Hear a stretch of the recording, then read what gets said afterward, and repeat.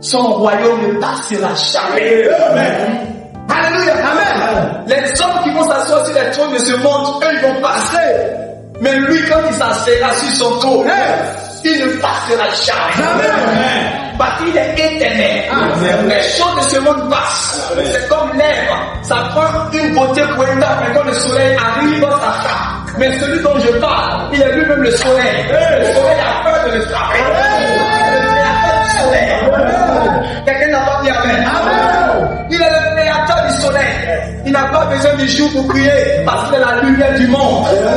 Écoute, lorsqu'il viendra sur la terre, le monde est dans cette chaos comme il est comment. C'est-à-dire qu'on dit, depuis l'extrémité de la terre jusque de l'autre côté, toute la terre va savoir que le Fils de l'homme arrive. Alléluia. Parce qu'il est réellement la lumière du monde. Son royaume n'aura jamais de fin. Et beaucoup de choses ont été prophétisées sur sa venue. Parce que non seulement il allait venir comme étant le Christ qui allait venir pour sauver ceux qui étaient perdus, il allait venir aussi pour établir le royaume de Dieu, mais il avait un plan de rédemption. Parce que dans la loi de Dieu, la Bible dit, du moins, tout est purifié par le sang. Il y avait beaucoup de choses qui prophétisaient que le plan de rédemption de Dieu va se faire par le sang. Vous pouvez voir depuis le jardin d'Éden, quand l'homme et la femme ont péché, ils ont pris quoi? Les feuilles de figuier pour pouvoir se couvrir. Et ils pensaient qu'ils étaient déjà habillés. Mais lorsque Dieu est apparu, ils ont compris qu'ils étaient nus. Ça ressemble aux hommes qui veulent réellement par leurs propres efforts s'approcher de Dieu. Mais Dieu dit non, ce n'est pas par tes propres efforts que tu vas t'approcher de moi. C'est moi qui vais établir moi-même un plan de rédemption. Et le plan de rédemption va venir par la mort de quelqu'un. Mais quand il y avait personne, il y avait un animal qui était là. Or, parce qu'il y avait l'animal en bas, l'animal qui était en bas prophétisait un animal qui est en haut. Pourquoi? Parce que la Bible dit que Jésus est l'agneau immolé avant que le monde ne soit fondé. Donc l'animal qui est là qu'on est en train d'immoler, c'est parce qu'il y a un animal qui avait déjà été immolé. Dieu n'est pas effrayé lorsqu'il y a un problème, parce que Dieu a trouvé la solution avant le problème. Les hommes, quand Dieu il va faire telle chose, il dit j'attends la vision là. Non, Dieu il a toute la provision avant la vision. Amen. Quelqu'un n'a pas dit Amen. Quelqu'un n'a pas dit Amen. C'est pour ça que quand Satan réellement pensait qu'il a gagné, Dieu a fait les vies. Quand Dieu voit la vérité, il vit. Ce matin, quand il va sortir, à cause du sang de Jésus, ce sera le riz sur ton visage. C'est comme une personne qui a fait regarder rediffusion de Côte d'Ivoire Mali. Le Dieu c'était moi en direct qui tremblait. Quand tu vois l'attaquant, il est en train de dribbler, vraiment, c'est les bonnes données pour me couper encore. Et ton cœur part, parce que c'est en direct. Mais aujourd'hui, si tu regardes le match, même si on a dribblé le gardien, et qu'il est seul devant le poteau, ton cœur ne va pas, tu ris. Pourquoi tu ris? Parce que tu sais comment ça va. Quand il y a l'adversité devant ta vie, la première personne qui rit, c'est Dieu. Et Dieu réellement est le réalisateur de ta vie. C'est pas un film que Dieu est le réalisateur. Dans le film, le bras tient les potas. C'est qu'il commence à borser les gros coups. Mais le réalisateur sait que le film n'est pas fini par la mort du bras. Jamais. Est-ce que tu sais ce que Dieu a écrit dans ta vie à partir de ta connexion avec Christ? En tout cas, si tu n'es pas en Christ, il n'y a pas de problème. Mais que tu es rattaché à Christ, il y a une nouvelle histoire qui s'écrit tout à fait. Les choses qui étaient ténèbres dans ta vie passent des ténèbres à la lumière.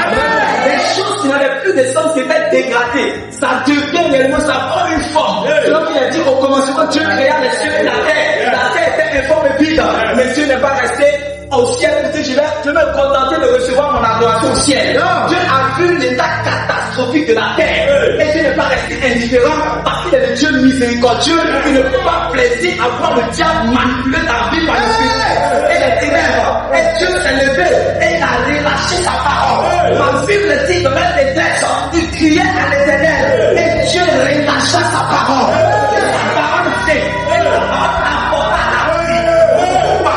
Parce que ce que Dieu a relâché, c'est comme la pluie qui quitte le ciel. Quand la pluie quitte le ciel, ça vient réellement toucher les semences que le paysan a plantées. Donc il a dit, ma parole ne revient pas à moi sans avoir accompli le dessein de Dieu. Tu penses que ta vie est terminée. Ta vie n'est pas terminée. Jamais. Tu penses que ta vie est mélangée. Ta vie n'est pas ouïa. Jamais. Je connais un réparateur de vie. Je connais un transformateur de vie. Je connais un changeur de destinée. Quelqu'un qui prend de la boue et qui fait asseoir la table des rois. J'étais inquiété. Aujourd'hui, je suis prédicateur de l'évangile. Je cherchais les femmes. Je ne suis pas quitté au ciel pour tomber. L'homme de Dieu n'est pas quitté au ciel pour tomber. Nous ne sommes pas quittés au ciel pour tomber. Nous sommes des anciens impies. Les premiers parmi les méchants. Mais là où le péché a abondé, la grâce.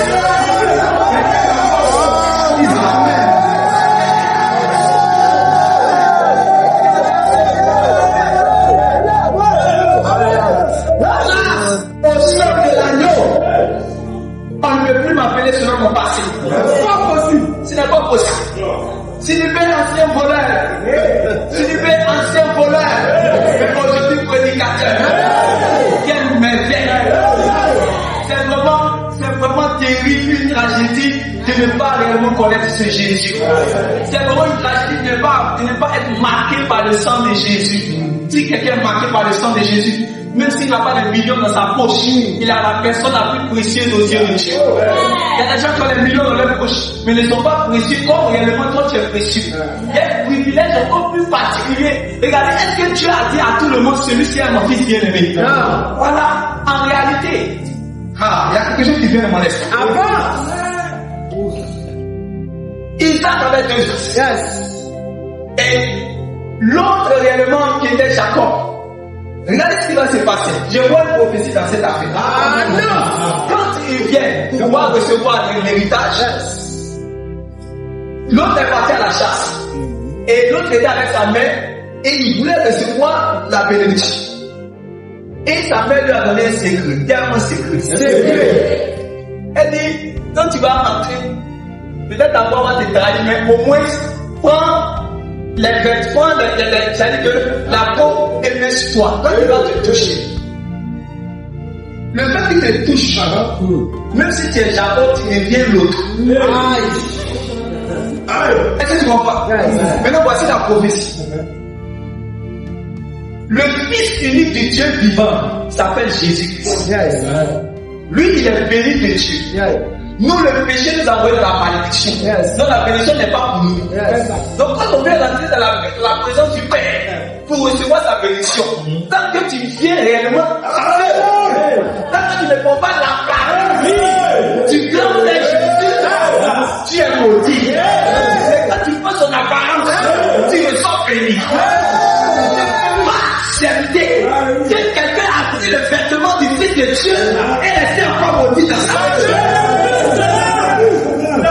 Tu es resté dans la présence du Père avec la parole du grand frère. C'est-à-dire qu'à partir du moment où Dieu dit celui-ci est mon fils bien-aimé, toi aussi c'est la même parole que Jésus te dit. Le diable était menteur. Il ne faire croire que toi et ta famille vous êtes maudits. Jamais d'être à la perdition. Que réellement vous ne pouvez pas servir Dieu.